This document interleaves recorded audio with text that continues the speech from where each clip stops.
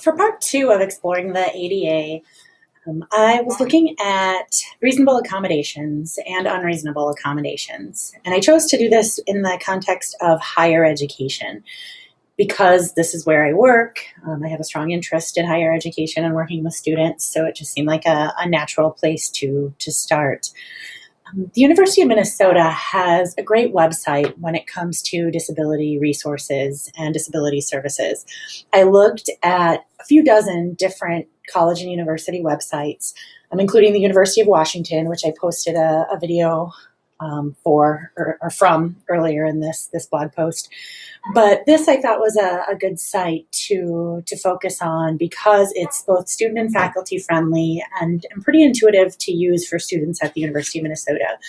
You can see their homepage here, and they have a series of student and faculty testimonials about the resources and help that they've received from the University of Minnesota. This is a great way to connect kind of on a human level regarding disabilities.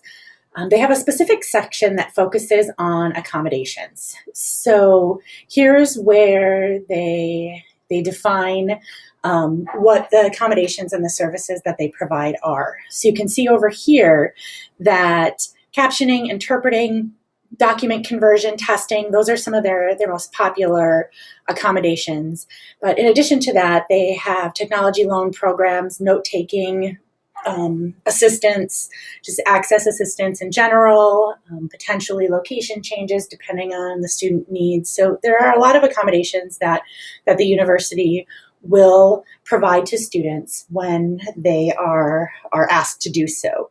That's a big part of accommodation at university campuses, is that students have to identify themselves as a student who needs an accommodation. So typically, universities have been encouraging them to do that through disability services or disabilities offices so that individual faculty members or staff members aren't making judgment calls, but the disability services knows all of the resources for students, so they can provide those in a central place, which does make it easier for the students as well as the faculty.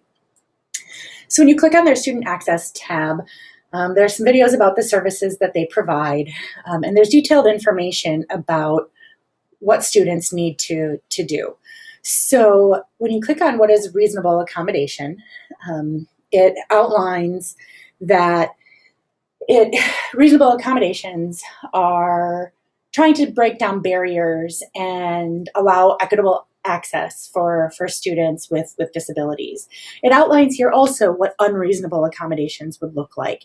And you can see that these 4 bulleted items here are pretty standard across higher education. So I think that they've used the ADA Act and some additional titles and acts that have followed it to set sort of common definitions, so students pretty much know what to expect from any campus that they would attend. The foundation of providing a reasonable accommodation is that the student learning outcomes will be the same as they are for students who are not receiving accommodations. So the essential requirements of the course or the activity can't be compromised by the alternative method of delivery that a student with a disability may be requesting. It can't alter the course or the degree program. It can't cause undue administrative or financial hardship. And it can't compromise the safety of the student or other students and staff in the vicinity. So for the most part, in classes at colleges and universities, there should be a reasonable accommodation that a student can request. Most universities also require documentation. They list information about the disabilities.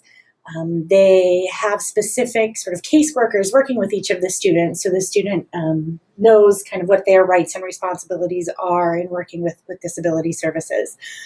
And to revisit some examples of accommodations, the university does give a few here. For the most part, you don't see extensive or comprehensive lists because I do think that they make accommodations based on the individual. Of course, there are some specific accommodations that can be made for different types of disabilities, but they really do try to base their requests from faculty on the individual students.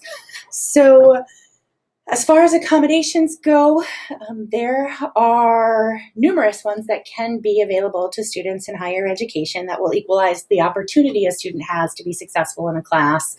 And the unreasonable accommodations are those that may compromise the integrity of the curriculum or change it in a way that no longer makes it the same type of curriculum that is required for the degree, or circumstances that may cause health, safety, or financial risks to the institution or the individuals are examples of unreasonable accommodations.